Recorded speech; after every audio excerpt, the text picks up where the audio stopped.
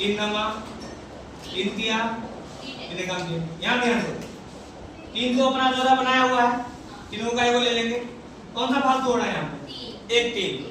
इसका मतलब क्योंकि 3 से भाग देने पर, भाग दो 81 है ना, 3 से भाग कर देंगे, कितना हो जाएगा? 27 आया। और 27 क्या है अपने आप में? पूर्णगण है। क्यों? क्योंकि 3 का क्यूब कितना होता है? 27। इसीलिए अगर मान लो, इसीलिए अगर हम घनमूल में निकाले तो 27 का घनमूल कितना होगा? Cube root 27। इसका आंसर 3 नहीं हो जाएगा? 27 को लिख सकते हैं ना, 3 गुने 3 गुने 3 क्यूब रूट में, और 3 के बदले में एक हो 3। हो गया ना? हो गया कंप्लीट। चलो सवाल नंबर 4 देख लेते हैं।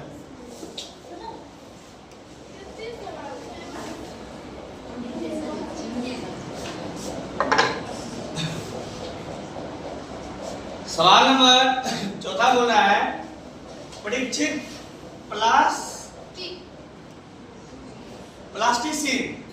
प्लास्टिसीन का एक घना बनाता है ना?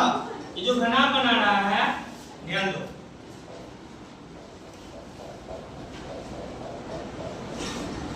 घना बना रहा है ना, घना बना रहा है। इसका लंबाई कितना है? लंबाई है 5 सेंटीमीटर, चौड़ाई है 2 सेंटीमीटर। इसका ऊंचाई कितना है? ऊंचाई है 5 सेंटीमीटर है ना, दिया हुआ है ना। मतलब एल बी एच कितना कितना दिया है? 5, 2 और 5, सब किसमें है? सेंटीमीटर में। इसका आयतन निकाल लो। v बराबर क्या होता है? घना का v बराबर एल बी एच।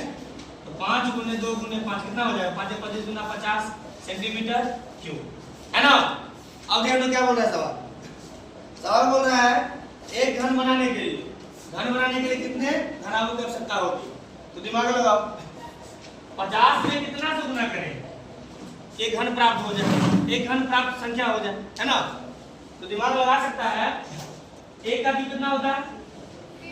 1, 2 का 8, 3 का 27, 4 का 64, 5 का 125, 6 का 216, 7 का 343, 8 का 512 और 9 का 729 और 10 का।